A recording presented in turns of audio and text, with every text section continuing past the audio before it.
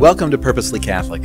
This program is a critical part of how we assist parents with children in living up to their call to be the primary catechists and teachers of the faith in their homes. Over the course of our time together, we'll hear from Father Len McMillan as we discuss matters of the faith central to every Catholic family. Thank you for joining us. Hello, my name is Father Len McMillan. I'm the pastor of St. Pius Parish here in Coeur d'Alene, and this is Purposely Catholic. We're going to discuss the Commandments 7 through 10, I believe. And we have some live guests, so do you want to introduce yourself? Absolutely. I'm Liz McAllister. I am third grade teacher at Holy Family Catholic School, and this is my daughter. I'm Faith McAllister. I attend Holy Family Catholic School, and this is my mom. That is so nice. And just before we started filming, Faith said that she was too fabulous for her mother. So, I like that kind of self-confidence. That's great. Good for you. So let's start with commandment number 7. Now, to be honest, I'm not an idiot. I just appear as one. And I'm really good at theology. What I'm not good at is explaining it to children. So I'm here to explain it to the parents. But I'm so glad that you brought Faith because I'm not sure if I'll talk over. So I'm just going to go for it. So what is the 7th commandment? So the 7th commandment is not lying because, it's not stealing. Not stealing. It's not stealing. I meant that. Okay. So, that's, now, could I just want to get a running jump at this, even though I mentioned it before? Believe it or not, all these deal with love. The Passover is, Sinai ceremony, is a wedding between God and humanity. The wedding kind of gets halted. So when Christ comes, Christ is going to restart the wedding, right? So God says, no, we got to fall in love. We're going to get married. And if this marriage is going to work, don't do these things against love. Love never does these things. And one of them, as you mentioned, number 7 is no stealing. And this sounds kind of strange, but I really do believe it's against love. So if I was a parent, I'd say we don't steal because it's against love. And it sounds strange. It's a true story about a relative of mine. We went over to, there's a family gathering, and we went over to their house, and she left the Catholic Church and became a fundamentalist. Anyhow, we're in her patio with the family, and she has these beautiful umbrellas. And so one of my relatives says, wow, these are really nice umbrellas. And she says, oh, yeah, they're really inexpensive. And they only cost like $20.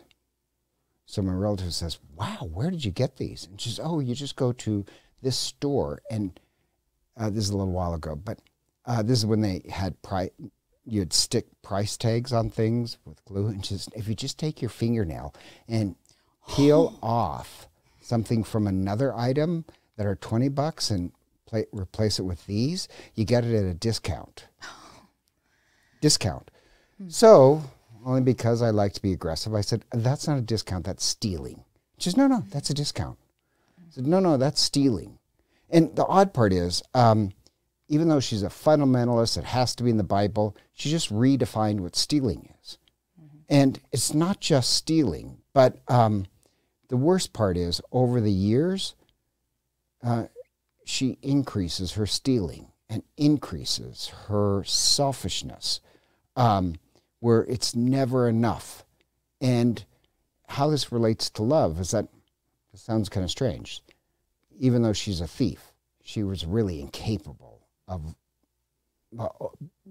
love, because she becomes more and more self-centered, that I've got to get everything. And there's no generosity. And the odd part is, one of the definitions of God is pure generosity. God is incapable of selfishness. God just wants to give and give and give. So, since I'm so happy we have a child here, does that make sense why it's against love? Yeah, it does. It definitely does make sense to me because, thinking about tips especially, it's necessarily not a sin to not tip, but just thinking about if somebody does all of this work for you, it's kind of selfish to just not give them anything in return. True. However, I'd also say it's selfish not to pay them a just wage to begin with. Right. Yeah. Where they don't have to, beg. live off of the tip. Right. Yeah. So we'll go with mother. Mother, Liz, do you have anything that you would add to teach your children not to steal? Well, I like that you brought it to love. In my classroom, we talk about how the first 3 commandments are about loving God. The first commandment are the biggest commandment, and then the only second under that is to love your neighbor. And it really does. If you love someone, you're not going to take away something that is theirs. Something, whether it is their wages, their personal items, their friendships even, which kind of leads into when we covet. But I think that to love someone, it really is making sure that they have, that you're not internally practicing greed. So that I think that comes back to, it's not just those things that we want on the outside, but we're feeding the greed and this personal. Well, since you both mentioned something economic, tipping, and like if you expand stealing, it's not just things that you steal. Yeah, it's also time. Yeah, I was talking to my mom about that too. By time, I mean a wage. If you're earning a wage, you're getting paid. And this sounds kind of strange. I had this Irish grandmother who, I don't know if you know Irish women, but they tend to be kind of harsh. Have you ever met any Irish women? They tend to be kind of domineering and harsh. I'm just saying, that's a profile. Anyhow, my sisters were working a job at an ice cream parlor, and my grandmother was kind of disgusted because she chewed out one of my sisters, saying, no, if you're getting paid, you work. And my sister said, but there's nothing to do. So I was on the phone talking with friends, and my grandmother says, no, you're getting paid. If you're getting paid to work, wipe down the counters. And my sister said, but I already wiped down the counters. Wipe them down again. You're not getting paid to talk to your friends. And my grandmother was, you're stealing from your employer. And I remember as a kid, I was still too early to work, but I was like, that makes sense to me. Because once you start saying, well, I don't have enough work, and then you just start becoming more and more lazy and more selfish. So that does make sense to you. So it could be a lot more than just things. It's time. And remember the the relative I mentioned who took the discount? Yes.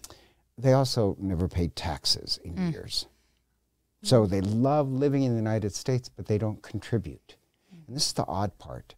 In the Old Testament, God commands on every Sabbath to offer bread and wine on the altar. So, like when it says keep the Sabbath, believe it or not, it means you have to offer a gift. And the gift is bread and wine. But the reason in the Old Testament God says why you have to offer bread and wine is because humanity has to be constantly reminded your life is supposed to be a gift for others. If you're in a relationship with God who is love, we don't take and take and take. We become this image of give and give and give. Where, I just love this line in the Old Testament where God says, how dare anybody show up to the presence of God without a gift to offer? So if God is generosity, then we have to learn how to become generous. And if you learn how to steal, like my relative, you just take and take and take. And then, like my relative, you feel entitled. That I deserve a discount. I deserve not to pay my taxes. And I think, too, it becomes habitual. Whether it's a vice or a virtue, when you practice something over and over, it becomes habitual. Everything's a habit. Well, that brings me to our next commandment, the 8th commandment, which, I actually kind of forget what that is again. Would you? That one's a lying one. Oh, lying. Good, because I just lied. I did remember what it was. I was just trying to make you say. I see. So, lying, that seems pretty interesting. But have you ever heard of a white lie? Yes, I have. What's a white lie? It's kind of when you lie just like a little bit about something because you want it just to sound a little bit better or not as intense, I guess, in a way. So if God says thou shalt not lie, is white lies just to get out of a situation, is that okay? It wouldn't be. I agree. Yeah. You know why? And here's the thing. I love to joke. So part of my joking is not to deceive. It's just to over-exaggerate something. Yes. But a white lie is to deceive. Usually, to be honest, I always think it's due to cowardness. You just don't want to, you can say, hurt somebody's feelings. Or own up to something. Or own up to something. Yeah. But really, it's cowardice. And there's this guy who got married, he was married. Actually, they had this interview. I thought it was so fascinating. He was married, and when he was married, his wife caught him in a lie. And it was a white lie, but it did really hurt her feelings, because then she said, well, how am I going to trust you? So he thought about that, and he decided, I'm taking a vow never to lie again. It was a great interview, and the interviewer was like, oh, come on. You must have lied. You must have told white lies. And he says, no, I don't tell white lies. And he says, what if somebody says that, something? He says, a white lie is because you either lack the courage or the creativity to answer correctly. Like, I don't have to put things harshly, but I won't be a coward and not lie. So then says, okay, so it turned out to be an extraordinarily happy marriage. And he says, okay, say you and your wife are extraordinarily happy because you have absolute trust to each other. It's about love. He says, but what if your wife said, do I look good in this outfit? He said, no. Early on, after I made that vow, I wouldn't lie to her. And it upset her. So finally she says to me, when I ask, do I look good in this outfit, I don't want you to tell me where I look bad. I want you to help my self-confidence. He says, oh, okay, I can do that. So does it never lie? But I understand sometimes I don't have to be completely forthright and say, oh my gosh, that looks terrible. What I need to say is something to bolster her confidence, but I don't lie. So I was like, that is so clever. And he said, and this is part of the interview, that that made my marriage much better. My wife completely trusts me. I just had to learn that, the question is not about the outfit. The question is, maybe she just needs self-confidence. And so there is this book I absolutely love by Dan Aronelli called Honesty, or The Truth About Dishonesty. And a lot of people, when it comes to white lies, it's either cowardice or they just don't want to speak up. But they did multiple experiments, and I'm trying to gain this to children. They did multiple experiments where you just have to tell a lie. So they take two groups of people, test your honesty out. Then with one group, they say, here are some Gucci sunglasses, very, very expensive sunglasses. Yeah. And the other group, you say, these are not Gucci sunglasses, but you have to tell everybody for 1 month that they're Gucci sunglasses. And they look exactly like Gucci sunglasses. So what difference does it make? And here's the difference, is that the group that said they were Gucci sunglasses, after a month, they're really more or less the same as honest as they were before. The ones that only had to tell a teeny, teeny, tiny lie, guess what? They started to lie about more things. And so your mother turns out to be right. It's a habit. And what they discovered is that if you start to lie about little things, you start to lie about little bigger things. And you start to think, and this is what happened in the Gucci sunglasses, well, everybody tells lies. And so after a month, people were telling more lies because they just keep excusing themselves, which I think is absolutely interesting. Yeah. So she's right. It's a habit. And the problem is, without trust, you can't really love other people. Then I read this other book. So wait, stop there. Does that make sense why you don't want to lie? Because either, and they prove this, you don't stay the same. You're either becoming more loving or less loving. You're either becoming more honest or less honest. And so if you start saying, well, I can just tell this little white lie, how do you know? It just stays there. Does that make sense? Yeah. And I think we also can look at, too, when you were saying little white lies, you're breaking that relationship with the people you're lying to. And so it goes back to love, that whole idea of, if I truly love someone, am I going to be honest in a way to be deceitful? You know, You just learn to be more deceitful. yeah, exactly. And then when you get into the Bible, into the book of Revelation, I do love this, where in heaven there are no secrets. So you might have pulled some lies over in your life, but it's all going to be revealed in heaven. And some people, when they hear this, they hear, oh, the Lamb of God, the wrath of the Lamb of God. Lambs are gentle. And the light, they don't want to step into the light, so they hide in the darkness because they just do not want their secrets ever told. And the shock about that is, wow, they would not choose heaven if they have to be honest.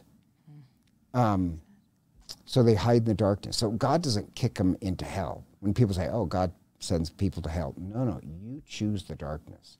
And there's this other book I read that I just loved by this spy master. So he's like the best of the spies. Then his job was to be a spy, and then his job was to flip people in foreign countries that are against the United States to work people to be a double agent. Then he had to teach spies how to be spies. The interesting part to me was how they would do it was, it doesn't really matter what it is, but they'd say, let's say Liz McAllister is a Russian, works for a Russian, I don't know, maybe you do, Russian embassy. So all they have to do is say, you know, they know Liz, she wants a bigger car. So you have somebody approach and say, listen, all we want is a telephone book from the embassy, and we'll give you $100,000. If she takes $100,000 and gives us the telephone book, guess what we do with the telephone book? Throw it away. And Liz is thinking, oh, those stupid Americans, I got $100,000 for something you could just get on any street corner in Russia. Or, you know, it's not about the telephone book. It's about the lie. He says, all you have to do is get them to lie once. And then you work that lie and say, oh, how about $200,000 for a pen? And you get them in the habit of lying. And then when you want to press an asset, you say, oh, by the way, Liz, we have this on film. And this is what we really want now. Now, you can give us this or not give us this, and we will tell your country that you were giving us telephone books. Well, a press of countries, they're going to kill her. And so he says, the moment you tell a lie is when we own you. It's not about the telephone book. It's about the lie. And when he said that, I thought, oh my God, that's like Satan. Like Satan just doesn't care what the lie is. Just wants you to teach you how to lie. And I thought this was interesting. He said, if somebody's a happy person, you can never flip them. Doesn't matter how good of a spy you are. You can never flip a happy person because Liz, she's willing to lie for $100,000 to get a new car. But if Liz says, oh, my life is happy, I don't, you know, if I have a new car, great, but it's not going to, like, if she's satisfied, there's no way we can flip her. And the opposite. So Satan wants us to lie. Christ is truth. Christ is truth. And this sounds kind of strange. When you lie, you're cutting yourself off from truth. You're cutting yourself off from Christ. And so you become a lie, but you can't see how you're becoming more and more a lie. And think about this. Let's say Liz learns how to lie. None of her theological beliefs has changed. She could still believe in Jesus and Christ and the Eucharist and the church. But the problem is she has the same theological beliefs, but she doesn't understand that she's slowly cutting herself off from God. So, like, lying is very seductive, because you could have the catechism memorized and not be truthful. And without truth, you can't be loving. Okay, what would you have to add, Liz? Well, just, you know, without the truth, I mean, that we're supposed to live out our truth as you know, as followers of Christ. And so, as we, sometimes we get caught in our lies, but more often than not, we get away with them. And so and unfortunately that creates that vice to become. Worst mistake is to get away with a lie. Do you know what age a human being lies the most? I'm not sure. How old are you, Liz? Sorry, how old are you, Faith? I'm 12. Oh, good. Well, the age a human being lies the most is 13. So I just want to go on the record. Right. Liz, you're a little liar.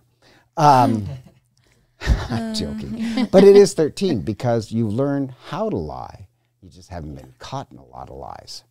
And so when you're 13, your parents, believe it or not, they want to really make sure they catch you in lies. Because Dan Aronelli did this interesting study. We believe our own lies. And the more you lie, once you lie more and more and more. And so you need to be caught. It's embarrassing, but it's the best thing that happens to you. And I've always been told that it's always easier to lie rather than to say the truth. And it just always seems like an easier way to get out of things by lying when really you shouldn't. And that's why it always becomes a bad habit. You pay a heavy price. Yeah. What about, and I know that this is something that gets brought up sometimes, is the part where it's like bearing false witness, where as a witness, we're not following the truths of the church. So like to attend, to attend a wedding that is not within the church, or, Well, okay, that gets a little complicated for kids. But if you want to, it depends what truth you're saying. Like, so you could go to a wedding outside the Catholic Church. If, let's say, your sister gets married and you love your sister, but it's a Hindu ceremony. You don't believe in anything of Hinduism, so why would you attend? You don't believe in multiple gods, but it's your sister. And the truth there is that you love her. She probably knows you don't believe in Hinduism. In all honesty, she probably doesn't believe in Hinduism. They just like it for the theatrical show. Truth be known, they do that all the time. But because they think it's avant-garde or something. But you love your sister. So there's always multiple truths to any situation. And you have to figure out, it's not just one, it's many. So the truth is, we participate in a whole country of lies. But if it's not my direct lie, I have less responsibility for it. Does that make sense? Like, so there's levels. That gets a little complicated, I think, for kids. Yeah. The kids will ask, though. I mean, being a teacher, they ask some hard questions. I would love hard. I mean, I would be proud if a kid asked that question because, listen, what truth are you defending? You won't be able to defend all truths. Like, let's say your sister. Let's say your sister has a funeral. You're not going to go to your sister's funeral? Of course you are, because you love her. That doesn't mean you support everything about your sister's life. You're not signing off on everything somebody believes. You're just signing off on that one belief that I love her and I can't say no. Gotcha. Okay. And that's But like, here's the other part. I grew up with a mother who also said, listen, I will always love you, but if you do something immoral or illegal, I will not support you. Do not ever think. And so, like, I kind of grew up with that, and you wouldn't believe how many times, all the time, good Catholics will come and say, could you do X? There's competing values to something. But if it means I have to lie, I always use a line my mother used. And my mother would say, I'm not going to help you lie. I'm not going to teach you how to lie. Don't come to me and ask me to sign something that you know is a lie. Believe it or not, I have to use that with parishioners all the time. I am not going to help you lie. And I'm a little insulted. You would ask me to help you lie. That's different than saying, listen, for the sake of love, I will do this. But I won't lie about something important. Okay. Oh, good. Okay, last two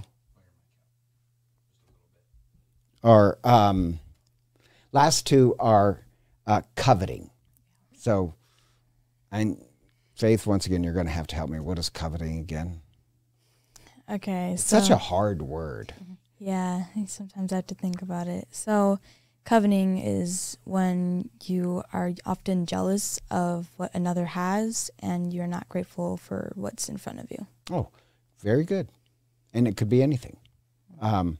So I'm just kind of curious, Faith. Have you heard about that study on Instagram and teenage girls, since you're about to be a teenage girl?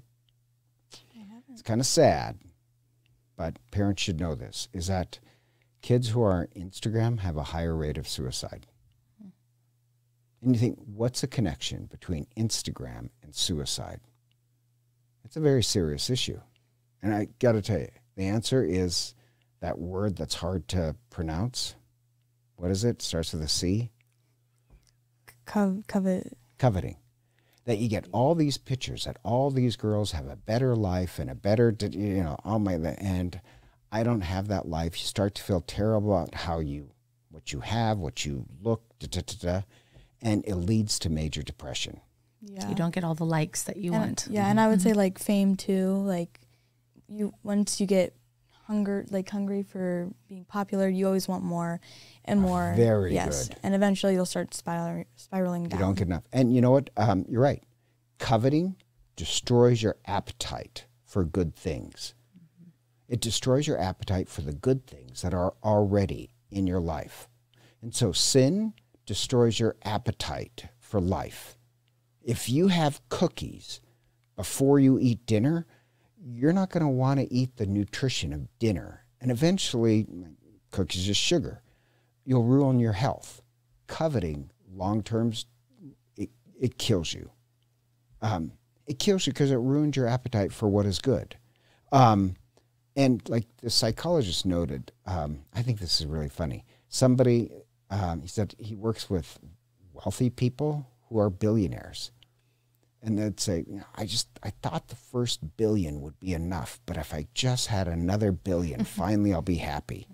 Like, the problem is that once you start to covet, isn't $1 billion enough? More than enough. Yeah. You would think so, but logically, if you're used to coveting, it's like lying. It gets more and more, and there's never enough. Even if you have a billion,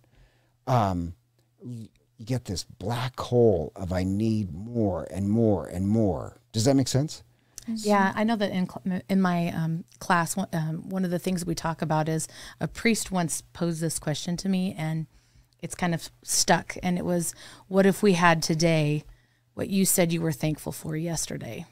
Like, what would we have? I mean, did you thank God for life? Did you thank God for air and relationships? And how often we don't praise and thank first. I love that. And we've watched last year the Bible in a year, and one of the things that stuck out to me too was that in the Old Testament, the 12 tribes, Judah means praise, and Judah was always the first to move on, and it was kind of that idea that you praise first. And so many times we go straight to, I want that, or help me. That is so great. Yeah, help me.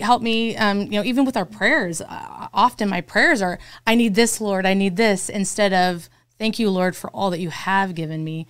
To start with that praise. Prayers that is gimme, gimme, gimme, I think only increases covetousness, and you don't know it. Mm-hmm. So like there's this practice of St. Ignatius where at the end of every day, name 3 things that you're grateful for, and you replay them in your head. So I do that, and I say, 1 glory be to each.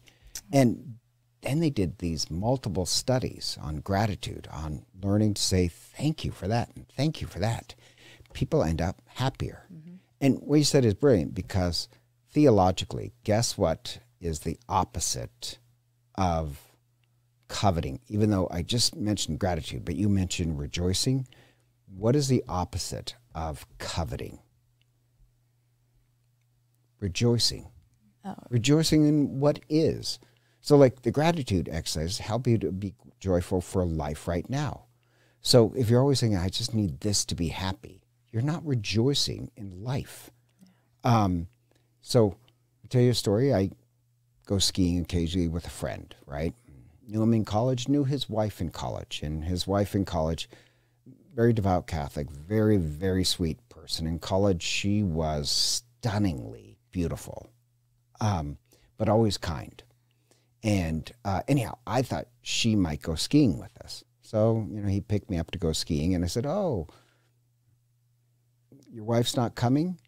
And he said, no, she decided to work. And he said, besides, she does like to ski. She just wouldn't ski as much as us, but she would be happy in the lodge. And he said, believe it or not, it doesn't really matter if my wife went skiing or not, because he said one thing, and this is true, about when he said it, I was like, oh, that's true. He says, one thing she has is that she is joyful when she knows other people are having fun. So as long as she knows we're out skiing, believe it or not, she'll be happy all day long. If she knows me and the boys are skiing, she's incredibly happy. She doesn't actually have to get anything to be happy. She just has to know that other people have a gift.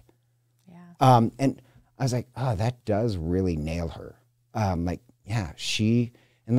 So Saint Therese of Lisieux, she says, I'm not that special. I don't have. Do you know who Teresa Lisieux was? Yeah. The one holding flowers, Mm-hmm. roses. She's holding roses because she had this vision that God is throwing all these roses to earth. That there's these blessings all around. People don't even know it. Why don't people know the roses, the blessings all around them? They're too busy saying, "Oh, I wish I was more beautiful, or an inch taller, or The little please, for things. the love of God, more hair." But they never know the roses all around. So, like my friend's wife, she gathers a lot of roses. They're not really thrown to her, but she just rejoices. So Therese says, I'm not that special. She says, but I rejoice in other people's gifts. I don't want them. She doesn't covet other people's, but she's so happy that you have that, and she's over thrilled you have that. I think, theologically, they say rejoicing is the opposite of covetous. That covetous destroys joy. Yeah, and Faith, you were saying something that Mrs. Johnson was talking about in. Oh yeah, so this was like a little bit earlier, but so she said that there were two perspectives in life. There was one where you could think that everything you own is yours, your own. This kind of relates like the 8th commandment, or the 7th. I don't remember. And so there was one perspective where everything you had was yours. And the second perspective was everything that others had, everything that you had was a gift from God, and you should be grateful for what you were given. And it reminded me of how if we look in that perspective of what I have as a gift, we're not coveting what other people have. So can I end with a story about that then? Mm-hmm. I also had another story. Oh, too. give me another story, then I'll end the story about what you just said. So Mr. Chavez, he is the prime minister at our school. Not prime minister, but the faith minister. Faith minister, sorry. Yes. And so he knew this person, and I think he broke his ribs or something. And rather than being very upset and questioning why it happened to him, he was overfilled and rejoiced that he could just feel a little fraction of pain that Jesus had felt on the cross. And he was so grateful to be able to know that pain and be able to go on this journey with God rather than being envious and angry at God. I do like that. Yeah. They did this study on sadness. Sadness and depression aren't the same thing. But for every suffering and sadness in your life, it correlates that people who know pain and sadness actually tend to be more compassionate and creative. So if you want to get to happy, embrace suffering. But going back to what you said about sharing, that my joy is to share my gift, not to take everybody else's. Have you ever heard of this, of an Indian giver? That you give and take it back? You have never heard that? I've never heard that. It's kind of our generation. Indian givers, if I give you a gift and then I come and ask for it back. Oh, that, yeah. And it was meant to be an insult, but it's mine and you're asking for it back. where it comes from is that when settlers had come out to the West, there is an Indian tribe that has this belief that no gift is yours. It was given by God, the Great Spirit. And so Indians would give settlers a gift. But the idea in the Indian culture is that if you're given a gift, you get to keep it for so long, but you have to give it away. And the settlers would receive a gift and then think it's theirs and never give it away. And they would believe, oh no, that's a sin, you have to get it away. So in the Indian tribe, if you're not giving your gift away, they have the right to come back and ask for it so that they can give it to somebody else. And I love, actually, it was meant to be an insult, but I love it. Like, any gifts that you have are meant to be given away, not to be coveted and kept. Yeah. So there's this, in that tribe, they have this story, and this is going to sound strange, but they have this story I like about the seagull. Do you know why a seagull stands on one leg? No. So it's just a myth. But the Indians said, oh, it's because when God created the world, he gave each animal a gift. And if creation is going to work, every part of creation has to share its gift. But the problem is, seagull, it was given the gift of light. But the seagull is the most selfish of animals, and it wouldn't share its gift. So, bear didn't know when to sleep, and the elk were getting their horns caught in the thicket, and nobody could see. So the animals go to Crow, who's the cleverest of animals, and says, oh, you've got to go to your cousin and get him to give his gift. So Crow goes to Seagull, and Seagull holds the light closer because he knows Crow is clever. And anyhow, it's dark, and Crow talks to him and says, how come you're not going to share your gift? Bear can't sleep. Animals are getting caught in the forest. And when he's talking, Crow takes a thorn and jabs it into Seagull's foot. So Seagull kept moving away. So when he moved away, he jabbed it. So Seagull thought he stepped on a thorn. And so Crow said, oh, don't worry, I'll help you pull it out. So he takes Seagull's foot and jams the thorn in farther, and it hurts Seagull. And Crow says, I'm sorry, I can't get the thorn out. It's too small. I'm trying, but I just let out a little light, just a little bit of light. And so Seagull lets out a little light. And once again, Crow tries, but he jams a thorn in even farther. And so Seagull cries out, and Crow says, there's no way to get the thorn out without you giving all the light away.